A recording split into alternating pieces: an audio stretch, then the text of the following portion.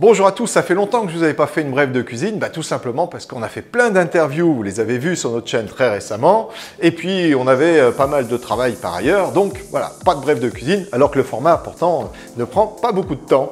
Eh bien, ce qui m'a décidé à faire une brève de cuisine une nouvelle fois sur le cloud, c'est qu'il y a eu le SFIC, vous savez, le salon de la sécurité qui se tient à Lille, et qui s'est terminé d'ailleurs, si je dis pas de sottises, hier. Eh bien, on a eu une petite déclaration, pas faite par n'importe qui quand même, faite par Vincent Strubel. Alors, excusez-moi pour la prononciation si je n'étais pas avec le bon accent. Néanmoins, c'est tout simplement le patron de l'ANSSI. Alors l'ANSSI, vous connaissez bien évidemment cet organisme qui gère tout l'aspect sécurité que l'on peut avoir dans notre monde de l'informatique et dans le monde tout simplement des données qui s'y trouvent, ou plutôt des données qui nous concernent, c'est-à-dire les données qui nous sont personnelles, les données qui sont d'entreprise, les données qui sont issues de connexions entre ordinateurs ou entre serveurs. Toutes ces données-là, à un moment donné, sont soumises bien évidemment à des réglementations sur comment on doit les stocker, comment on doit les sécuriser, qui doit avoir accès à ces données. Et justement, ça nous amène au sujet du cloud, des clouds de confiance à sécurité variable. Voilà. Alors, attention, on ne va pas caricaturer ce qu'il nous dit. Il ne nous dit pas que le cloud n'est pas sécure. Ce n'est pas du tout sa démarche. La démarche, c'est de dire il ne faut pas faire une confiance aveugle, on va dire, au cloud, sous prétexte que d'emblée, le cloud serait plus sécurisé qu'un univers d'informatique qui serait plus on-premise, c'est-à-dire sur site. Eh bien, qu'est-ce qu'il nous dit? Il nous dit que, d'une façon finalement assez simple, tous les clouds ne se valent pas. Voilà. Et moi, je vous dirais même que, par défaut, un cloud n'est pas forcément meilleur qu'un système informatique local hébergé chez vous, dans votre entreprise. J'aurais même tendance à penser, pour être totalement franc avec vous, que c'est peut-être même l'inverse, parce que dans le cloud, vous partez du principe que vous faites confiance à ceux qui font le cloud, alors que quand c'est chez vous, normalement, vous partez plutôt du principe que vous allez pouvoir avoir un interlocuteur qui va vous rendre des comptes et qui va vous rendre des comptes à vous et pas au faiseur de cloud. Là, c'est un petit peu le cas. Quand on est en cloud, c'est pas à vous finalement que le prestataire sécurité vient rendre des comptes. Il vient rendre des comptes au faiseur de cloud. Donc, bref, en tout cas, pour le patron de l'ANSSI, tous les clouds ne se valent pas et je pense qu'il a 1000 fois raison. Et pour étayer un petit peu son propos, que nous dit-il? Eh bien, il nous dit quelque chose de très simple. Au final, nous avons tous besoin de lutter contre cette idée que le cloud est une solution sécurisée. Voilà. C'est vraiment le même sentiment que je partage. Je rencontre beaucoup de chefs d'entreprise qui vont partir d'un principe, mais ultra simple, ultra simpliste, peut-être, que le cloud est sécurisé par défaut. C'est totalement faux. Le cloud est sécurisé tout simplement si on le sécurise, tout comme les systèmes qu'on a on-premise.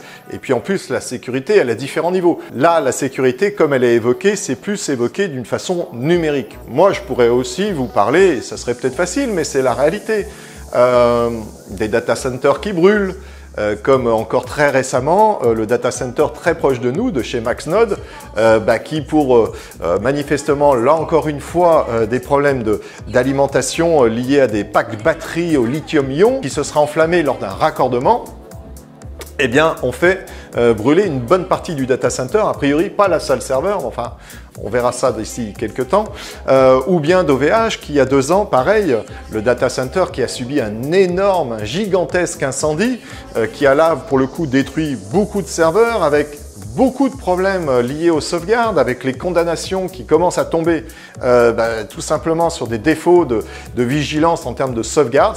Donc, on va dire que le cloud secure par défaut, ce n'est pas vrai, ça n'existe pas. Donc dans cet article, il est essentiellement question de l'aspect sécurisation numérique des data, car comme il l'indique très bien, il faut bien lire les petites lignes des contrats, parce que c'est dans les petites lignes des contrats que se cache, vous savez, le détail, celui qui en gros va changer finalement tout le contexte de responsabilité.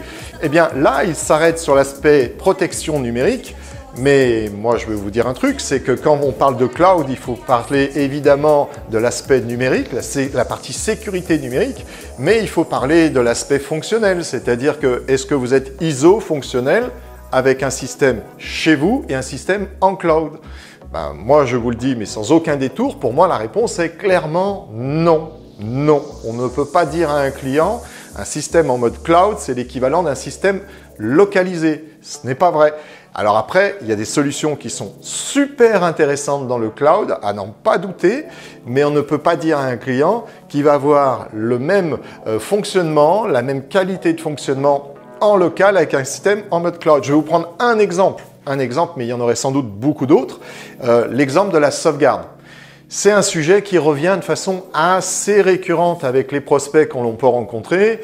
Est-ce qu'une sauvegarde en mode cloud n'est pas aussi bien finalement qu'une sauvegarde on-premise? Parce que la sauvegarde on-premise, elle coûte cher. Ben non, c'est pas aussi bien une sauvegarde en mode cloud qu'une sauvegarde en mode on-premise avec du matériel chez vous. Pour une raison déjà très simple, c'est qu'une sauvegarde, elle a besoin d'un stockage. Le stockage, s'il est local, vous êtes à peu près sûr qu'à 99%, pour pas dire même 100%, la sauvegarde va s'exécuter. Elle va s'exécuter, il va falloir la vérifier, il va falloir évidemment contrôler qu'elle se soit bien exécutée, ça va de soi.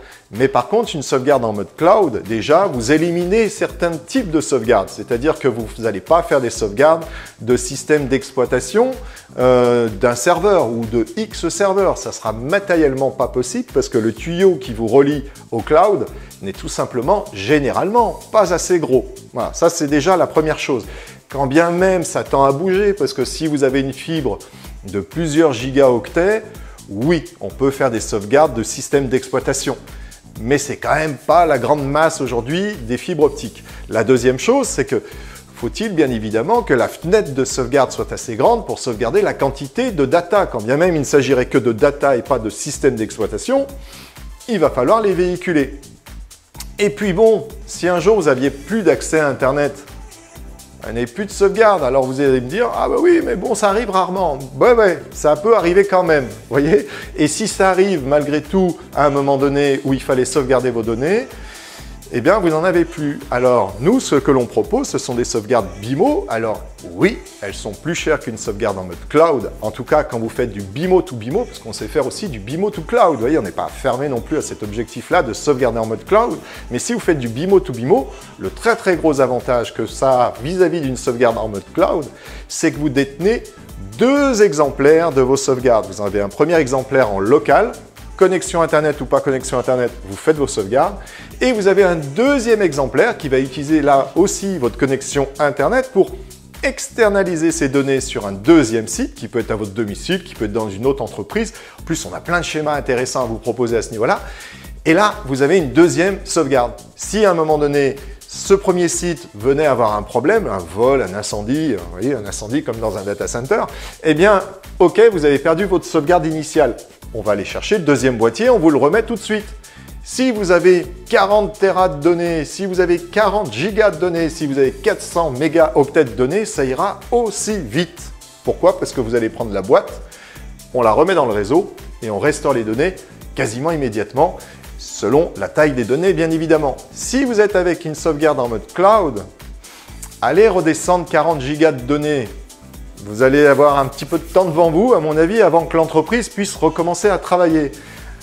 Si c'est un système d'exploitation, je ne vous raconte même pas. Alors oui, vous avez pu le monter, mais bizarrement, les vitesses descendantes sont souvent moins rapides que les vitesses montantes.